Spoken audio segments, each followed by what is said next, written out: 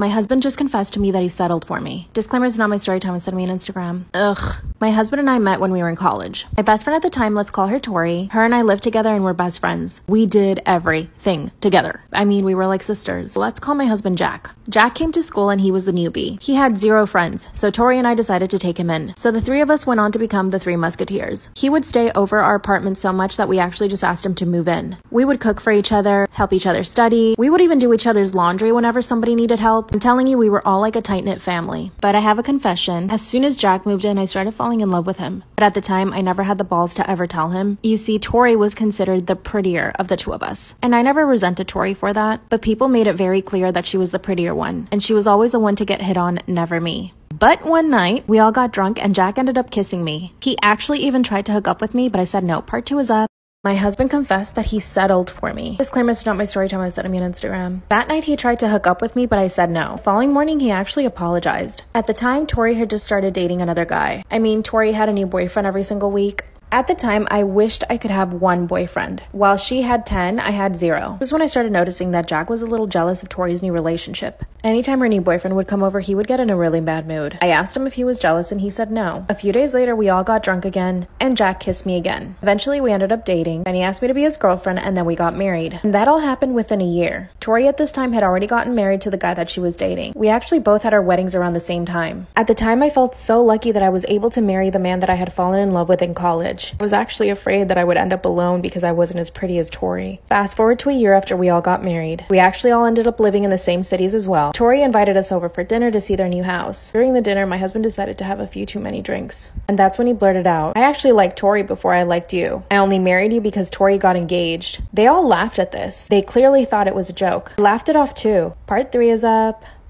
My husband confessed to me that he settled for me. Disclaimers are not my story time, I sent me on Instagram. That's when he said in front of everyone that he only married me because he lost his chance with Tori. They all laughed. I mean, even Tori's husband found it funny. When we finally got in the car to head home, I asked him if he actually meant it. He looked at me and he said, "Yeah, I liked Tori before I liked you," and that the only reason he hooked up with me was because he was mad at Tori. I started to cry uncontrollably. This whole time, I never thought he had a thing for Tori. He stops the car and he says, "But I love you," that he had no feelings for Tori anymore. I asked him why he would think that was okay to say out loud. He said he had probably had too many drinks. Yeah, it's the alcohol's fault for sure. When we got home, I asked him again if he really loved me. That's when he explained that the love he has for me is different than the love he had for Tori, and that he was actually infatuated with Tori. That our love was safe love. He said, "Just forget about what I said. It was just a joke. I just wanted to make everyone laugh." That's when I realized that he had made a joke at my cost.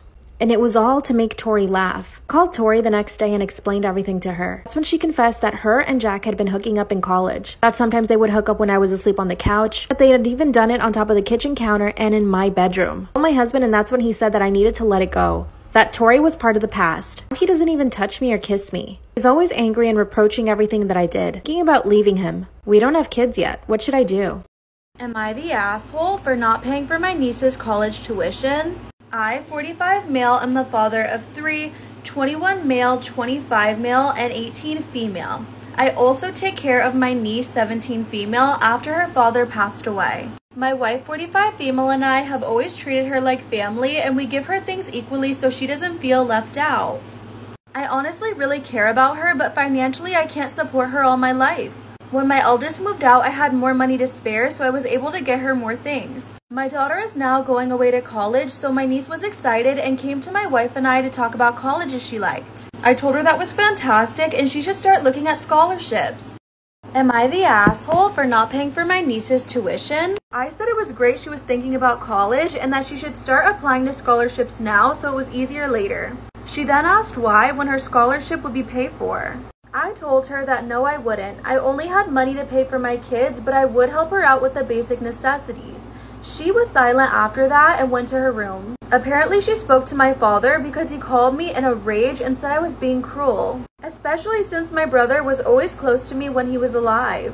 I told him I just don't have that type of money saved, and he said if I cared for her then I would have started saving as soon as I took her in. My brother died very young, so he didn't have much saved, and my niece's mother's side isn't offering anything. I admit I should have told her I wasn't paying that earlier, but I didn't. Am I wrong? Am I the asshole for my response to my sister-in-law's comment about my miscarriage?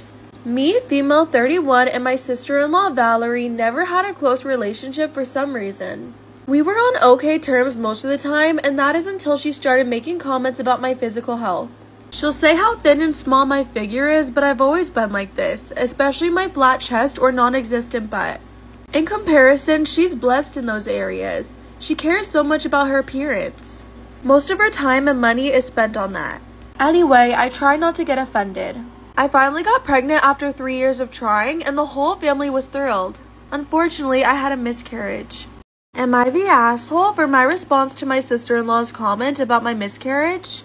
I had a miscarriage 2 weeks ago, which was unexpected and devastating. Mother-in-law invited me for dinner as a way to cheer me up. Valerie and my brother-in-law were there too. We were talking and Valerie brought up my miscarriage. She flat out said that the miscarriage happened because of my small body and my limited potential it has. My husband looked at me hoping I'd let it go, but I looked at Valerie from head to toe, then pointed at her chest. I said, "Oh, I see where all your brains and class melted to." She was stunned and brother-in-law got upset, but she made a jab at my body and blamed me for my miscarriage. We did leave, but my husband scolded me.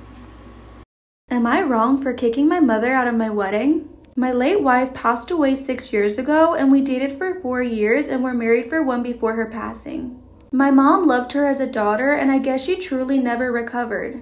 I loved her too, but after spending time with my current wife, I'm sure she was not the love of my life. My mom has never liked my relationship with my wife now, Helena, and she thinks I moved on too fast.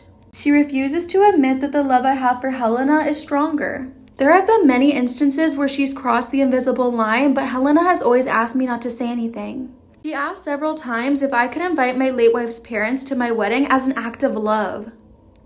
Am I the asshole for kicking my mother out of my wedding? I haven't talked to them in years and have no reason for keeping them in my life. She was very adamant, and even Helena said it would be okay. I felt like my mom was holding on to my previous marriage too hard, and I was done. I don't want the burden of always having my ex-in-laws there watching the life her daughter and I didn't have. Well, they showed up to my wedding and said my mom invited them. My mom said their family and I explained they weren't invited. I said they could stay for the reception, but I told my mom to leave immediately. Am I wrong for not replacing one of my groomsmen after he cheated on a bridesmaid? My fiance and I are getting married in 2 months. I have 4 groomsmen, including my brother, cousin, a close childhood friend, and a close college buddy. My fiance's best friend was in a long-term relationship with him, but unfortunately for her, he got exposed as a cheater. I don't know the details of it, and honestly, I don't want to. I wasn't aware of the cheating prior to the time it was discovered. I feel that his relationship with her is none of my business. My fiancé, on the other hand, does. She now hates him and is demanding that I replace him. She said he'll be a toxic presence to our wedding because the woman he cheated on is going to be a bridesmaid. I was bothered by this. This guy is one of my closest friends. I have known him since we were 18. I want him to be a groomsman. I said that they both can go and just set aside their beef for one day. After all, the date isn't about them. It's about us, and the relationship is none of our business. She said that she was putting her foot down on this and that my friend wouldn't be in her wedding. I said that if it's that big of a deal, she can drop his ex from the wedding, and that if she doesn't want that, then we can go along with the initial plan. She's been pissed at me since and hasn't relented on this at all. So, am I the asshole? Am I the asshole for letting my pregnant coworker get in trouble? I, 24 female, work an office job. I have a coworker, Ann, 28 female. Ann is currently 6 months pregnant. We have a dedicated break room where we go for lunch, as we aren't allowed to eat anything or drink anything except water bottles in the office because of the computers. We all have our own break schedules that are the same every day. Ann and I go to break together. Our lunch break is from 1:30 to 2:30. No one else is on the schedule and take their breaks earlier or later. In the break room, there's a few chairs and a couple of couches. Over the past 2 weeks, Ann has started taking naps on one of the couches during her lunch break. I know it's not my business as to what she does on her break. She can do what she wants. Last Friday, Ann and I were taking our breaks as usual. I was listening to music on my headphones, and when it was around 2:30, I got up to go back to work. I didn't really pay attention to what Ann was doing. Everyone was confused and was saying, "Where's Ann?" by around 3 o'clock because they needed her. And our boss went into the break room and Ann was still sleeping. Ann got a warning from our boss. Ann is now angry with me because our breaks end at the same time, so I should have woken her up. She said I am selfish and careless. A lot of our coworkers are on Ann's side and agree. I told Anne if she can't wake up, she shouldn't sleep during her break. She said the baby makes her tired and accused me of calling her lazy and being insensitive. Just an edit. When my break was ending, I was scrolling on my phone and listening to music. I have ADHD. When I do these things, I'm quite oblivious to my surroundings. I didn't not wake Anne because of malice. Honestly, I feel like everyone's a grown-ass adult, especially if you're in the workforce. It's no one's responsibility to go check on you. Yeah, it would have been nice. You're not the asshole for it. She should be able to set an alarm. Like, it's not your fault.